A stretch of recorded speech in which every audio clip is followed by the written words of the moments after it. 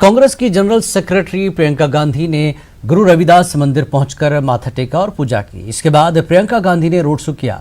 Road show के दौरान कांग्रेस कारकुनान बड़ी तादाद में मौजूद थे।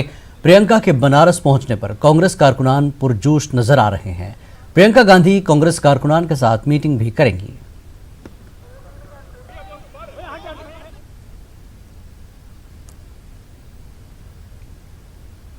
उसमें समानता, आपसी एकता और एक दूसरे का सम्मान हो। आज हम सबको उन्हीं की बताई गई बातों पर अमल करने की जरूरत है। आप सबके बीच आकर मुझे बहुत ही ज्यादा खुशी हुई। ज्यादा समय नहीं लेना चाहती। दिल से आपकी आभारी हूँ कि आप आज यहाँ मौजूद हैं और आपने मेरा यहाँ स्वागत किया, मुझे प्रेम दिया। आप सबको बहुत बहुत धन्यवाद। जय गुरुदेव।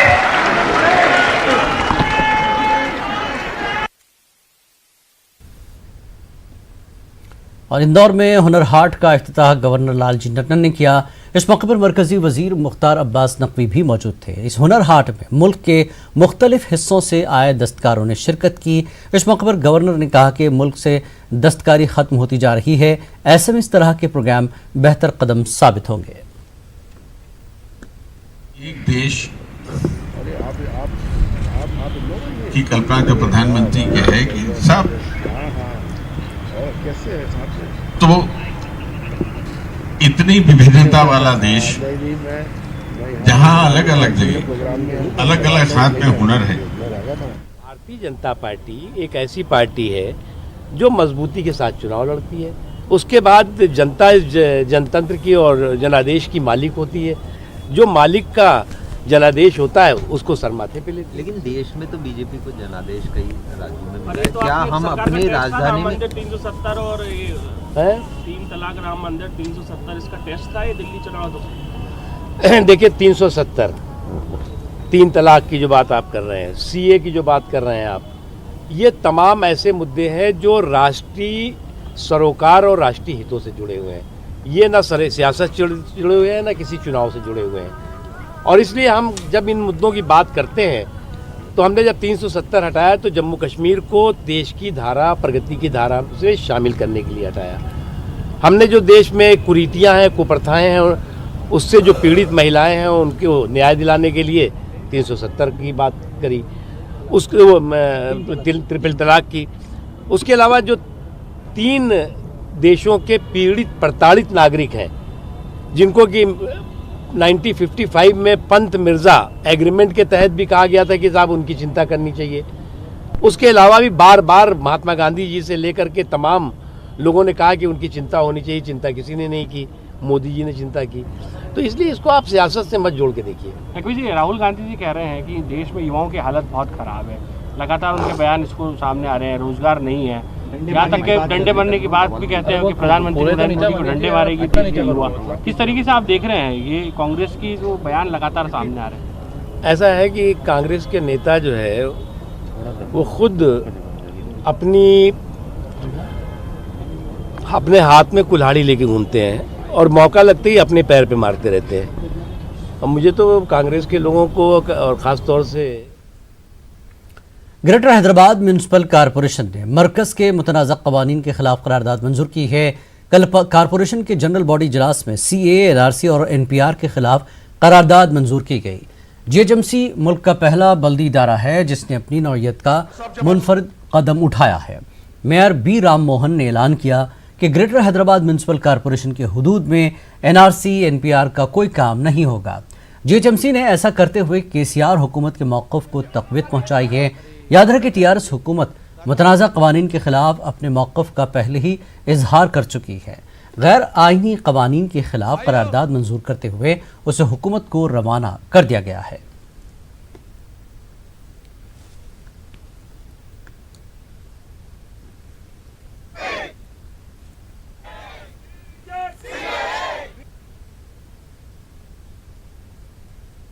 कूचा कूचा हिंदुस्तान का हर एक शहरी बेलौस, हमारे मुस्लिम, हमारे हिंदू भाई, हमारे सिख भाई, ईसाई जो सेक्युलर जहन रखते हैं वो सब इसके खिलाफ एक जगह होकर ठहरे हुए हैं सर, और इसके खिलाफ आप बहैसियत फर्स्ट सिटीजन ऑफ हैदराबाद होते हुए इसके ऊपर आपको इक़दाम लेना पड़ेगा सर।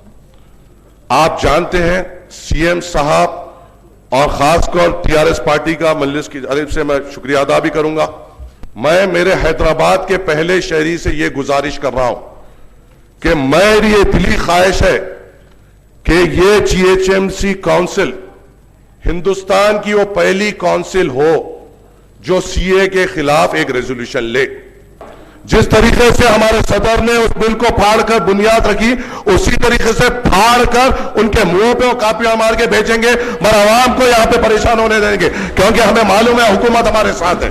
मेयर साहब, मैं आपको यही कहना चाहूंगा, आज तक हिंदुस्तान के कोई कारपोरेशन में सीएए एनआरसी के खिलाफ आवाज नहीं लिया गया, मगर हम कहें कि हैदराबादी तेलंगाना एक इनकलाबी लोग है। तेलंगाना हैदराबादी इनकलाब चाहता है, क्योंकि तेलंगाना जो हासिल करे है, तेलंगाना का कोई भी शख्स आवाज उठाता कहकर हम बताएं। क्योंकि मेयर साहब से मेरी गुजारिश है, आप भी एक मुजाहिद थे तेलंगाना की तारीख में, हम भी एक मुजाहिद थे, तो आपका अपना फर्ज बनता है को हिंदुस्तान के दूसरे कारपोरेशन को हम पूरे एक मिसाल बने, जो हिंदुस्तान के जमहूरियत के खिलाफ, हिंदुस्तान के आइन के खिलाफ जो कोई भी कानून आए, हम जरूर उसकी मजम्मत करें, उसकी जरूर हम खिलाफत करेंगे, अब जरूर उसकी हम अपोज करेंगे कहकर हम यहां पर आवाज उठाएं। तो यहां से आवाज उठाए कहकर एक रेजोल्यूशन लेने की आपसे बादमर में गुजारिश करता हूं। जय हिंद। एक వాక్యంగా ఏక తాటిపైన మరి అందరూ కూడా ఈ నిర్ణయాన్ని సమర్థిస్తూ మరి ఈ సిటిజన్ అమెండ్మెంట్ యాక్ట్ కానీ ఎన్ఆర్సీ కానీ దీన్ని వ్యతిరేకిస్తూ మరి ఏకగ్రీవంగా తీర్మానం తీసుకోవడం జరిగింది। ఇది తెలంగాణ ప్రభుత్వ నిర్ణయానికి మరి సపోర్ట్గా కేంద్ర ప్రభుత్వం తీసుకున్న నిర్ణయానికి వ్యతిరేకంగా ఈ నిర్ణయం తీసుకోవడం జరిగింది। और शहरियत कानून के खिलाफ यूपी में किसी नए धरने की इजाज़त न दिए जाने के हाईकोर्ट के फैसले से रियासत में एहतजाजी धरनों को जारी रखना अब और भी मुश्किल होता जा रहा है। हाईकोर्ट ने फिरोजाबाद में होने वाले शहरियत तरमीमी कानून के खिलाफ एहतजाजी धरने की इजाज़त देने से इनकार कर दिया। हाईकोर्ट ने अपने तबसरे में इस तरह के एहतजाजी धरने को मुल्क के मफाद के खिलाफ भी करार दिया है। पेश रिपोर्ट।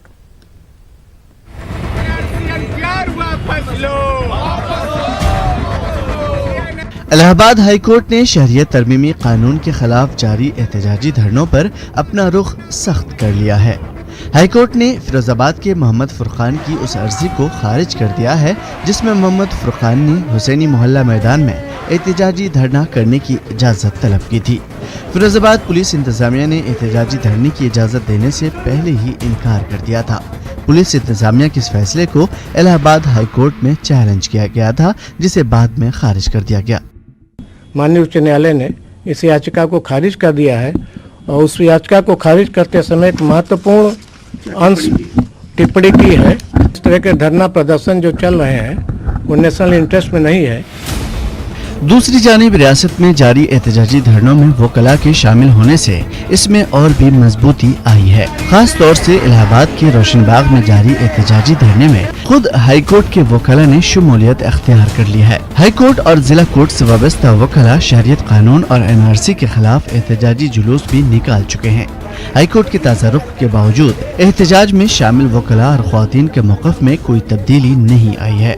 वकला और एहतजाजी ख्वातीन का कहना है ये एहतजाज आईन में दिए गए बुनियादी हुकूक को लेकर है, लिहाजा उनका धरना इसी तरह जारी रहेगा।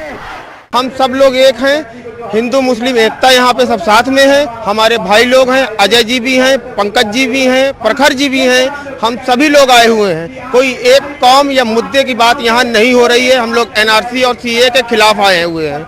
हमारी लड़ाई सरकार से भी नहीं है, हमारी लड़ाई सीए एनआरसी से है। जो भी सीए एनआरसी को लागू करेगा हम उसके खिलाफ बोलेंगे। आप हमको धर्म के आधार पर विभाजित कर रहे हो, आप हमसे हमारे ही देश में रहने के लिए नागरिकता बार बार मांग रहे हो और ऐसे कागजातों की मांग कर रहे हो कि सभी को पता है कि आप जो मिडिल क्लास है, हम एक बार कहीं ना कहीं से अरेंज कर सकते हैं। जो गरीब सड़कों पे रह रहे हैं, जिनके रहने के इंतजाम नहीं, जो सुबह खा रहे हैं उनको ये नहीं पता कि उनको शाम में खाना मिलेगा नहीं, उनके पास पेपर्स कहाँ से आएंगे। तो यानी कि वो तो पूरी तरीके से इस एनआरसी और सीए में छाट दिए जाएंगे, तो उनसे उनकी नागरिकता छीन रहे हैं, तो उनके अधिकारों के लिए किसी न किसी को तो खड़े होना ही था। तो हम भारतीय खड़े रहेंगे। यूपी में जारी एहतजाजी धरनों पर पहले से ही पुलिस इंतजामिया का सख्त दबाव है। योगी हुकूमत चाहती है कि इन धरनों को जितनी जल्दी हो सके खत्म कराया जाए। इलाहाबाद हाईकोर्ट के ताज़ा फैसले से पुलिस इंतजामिया के साथ साथ हाईकोर्ट का भी दबाव बढ़ गया है। इन हालात में महसूस होता है कि एहतजाजी धरनों को अब शायद ज्यादा दिनों तक बाकी रखना मुमकिन न हो सकेगा। न्यूज़ 18 उर्दू के लिए इलाहाबाद से मुश्ताक आमिर की रिपोर्ट। और कर्नाटक अक़लियती कमीशन के चेयरमैन अब्दुल अजीम ने कहा कि वो अब सीए के ताल्लुक से कुछ नहीं कहेंगे।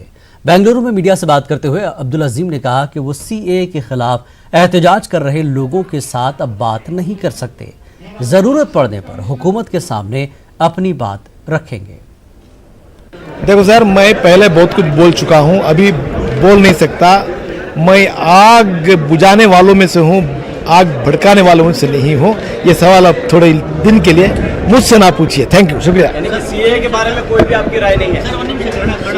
मैं पहले आपसे भी बात किया हूँ, उसके पहले भी बात किया हूँ, मगर अब जो है सब्जेक्ट कंट्रोवर्शियल बन गया है।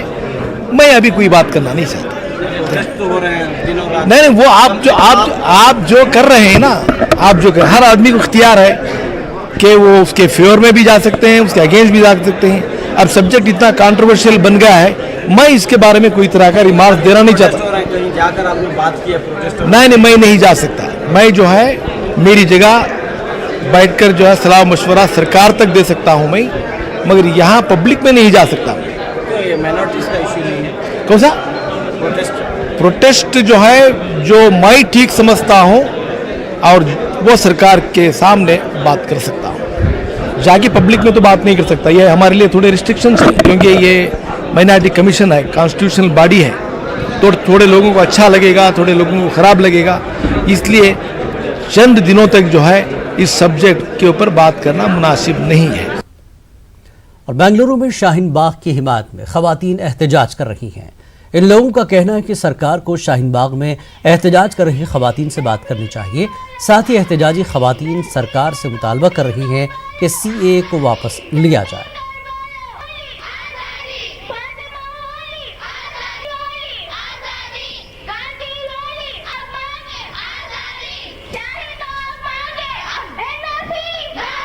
ये नहीं चाहिए, एनआरसी भी नहीं चाहिए हमारे को। हम इंडियंस हैं, इंडियंस में नहीं चाहिए। हाँ, राजपुरी वही यही पे बैठे थे। हमें सीए के खिलाफ है। हम सीए नहीं चाहिए हमारे को। पटन के दारगाम का एक तारीखी स्कूल अपनी खस्ता हाली की दास्तान बयान कर रहा है। तालीमी मयार बेहतर बनाने के दावे इस स्कूल को देखकर सराब साबित हो रहे हैं। इस स्कूल के हवाले से पेशे पटन से हमारे नुमाइंदे मुनीर हुसैन होरा की ये रिपोर्ट।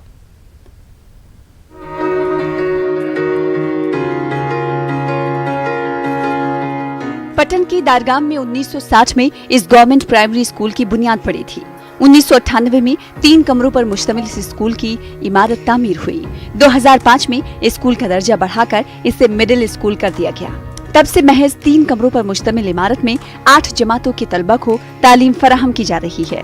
2005 में जलजले से स्कूल की इमारत में शिगाफ पड़ गए और बाद में इसे गैर महफूज करार दिया गया।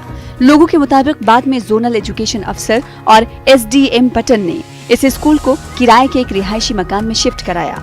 इस इमारत में सहूलियात का फुकदान है। इन दिनों महकमे तालीम की जानिब से इसी किराए की इमारत में बच्चों को सरमाई कोचिंग फराहम की जा रही है। लोगों का कहना है कि इन्हें नई इमारत की तामीर के वादों के अलावा कुछ हासिल नहीं हुआ। 1960 में ये एस्टेब्लिश स्कूल हुआ है रेंटेड अकोमोडेशन में। 1998 में ये बिल्डिंग बनाई गई है जो अभी सील है। तो उसके बाद जब जलजला आया, जलजले में उसको क्रैक्स आ गए हैं। तब 2019 में उन्होंने बच्चों को शिफ्ट किया और वो बिल्डिंग सील की गई। आप मेरे पीछे देख सकते हो कि किस तरह ये रेंटेड अकोमोडेशन में है। न यहाँ पर बाथरूम फैसिलिटीज़ है, न यहाँ पर कुछ है, न पानी है। और जो यहाँ पर जो गवर्नमेंट ने लास्ट टाइम कहा था कि हम 1 महीने में नई बिल्डिंग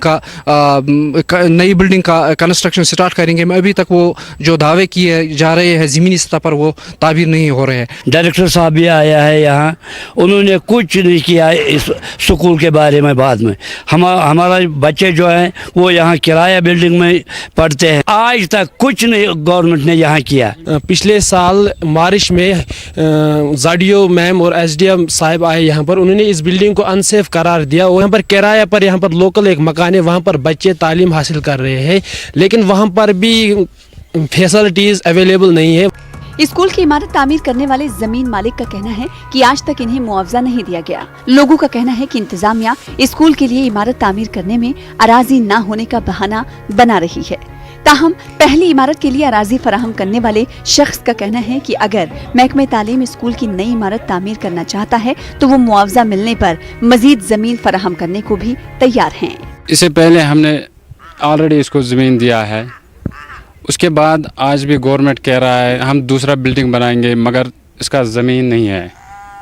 तो आज भी हम विलिंग है उसको ज़मीन छोड़ देंगे, मगर उसके बदले हमें मुआवजा चाहिए। जितना ज़मीन लग जाएगा हम दे सकते हैं।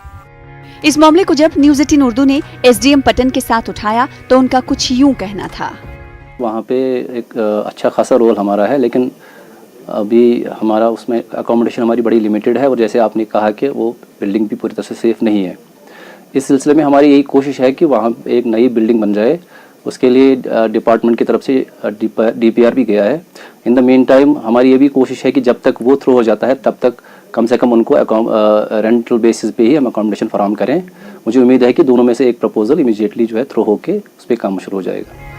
महकमे तालीम और हुकूमत की जानिब से मेयारी तालीम और बुनियादी ढांचे को बेहतर बनाने के हवाले से ऐलानात किए जा रहे हैं और स्कीमें भी लागू की जा रही हैं, मगर इस स्कूल की दास्तान जानने के बाद ऐसा महसूस हो रहा है कि जमीनी सतह पर अभी बहुत कुछ करना बाकी है। न्यूज़ 18 उर्दू के लिए दारगाम पटन से मुनीर हुसैन हुर्रा की रिपोर्ट। हरीसा कश्मीर में मौसम सरमा की एक मकबूल ग़िज़ा है। अब ये रेडी वालों के पास भी दस्तयाब है। फारूक अहमद नामी एक रेडी वाले ने हरीसा को घर घर तक पहुंचाने की पहल की है। इसके लिए उसे काफ़ी मुस्बत रद्दमल मिल रहा है। पेश हमारे चीफ रिपोर्टर परवेज भट्ट की रिपोर्ट।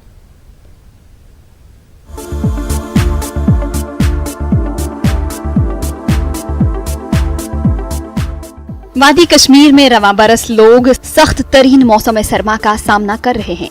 इस साल भारी बर्फबारी और मनफी दर्जा हरारत ने लोगों के लिए काफी मुश्किलात पैदा कर दी हैं। ताहम कश्मीर के लोग इस सख्त तरीन मौसम से भी लुत्फ अंदोज होने के गुर जानते हैं।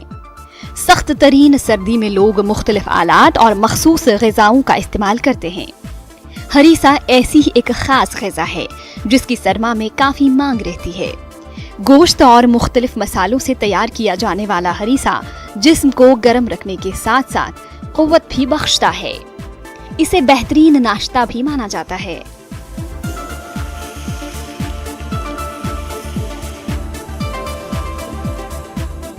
दालचीनी, इलायची और दीगर मसाले जात का इसमें काफी इस्तेमाल होता है। वादी कश्मीर में हरीसा पहले के दिनों में कम दुकानदारों के पास ही दस्तयाब रहता था, मगर अब 34 साला फारूक वानी ने घर घर तक हरीसा पहुंचाने की पहल की है।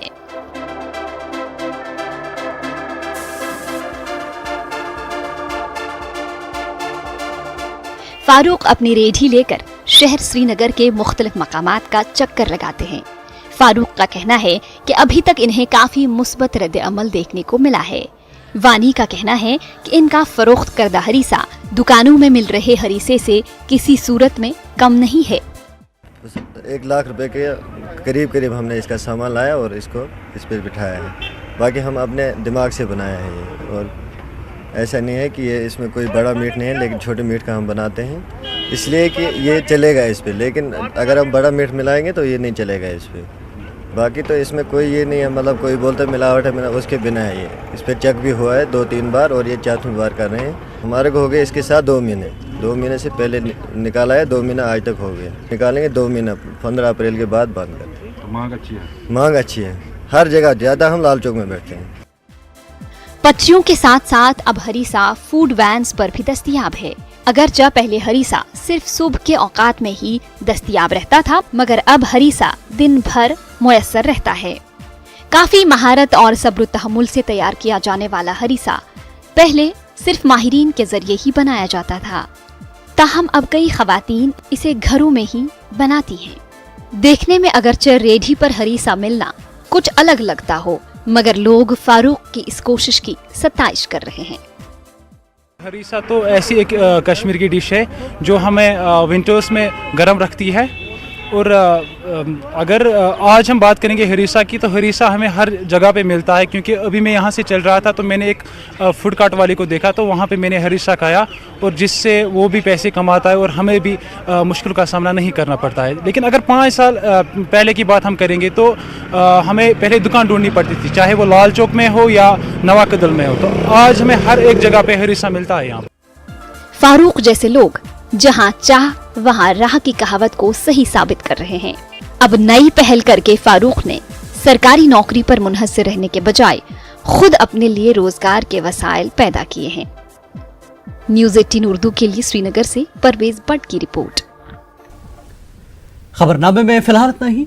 आदाब।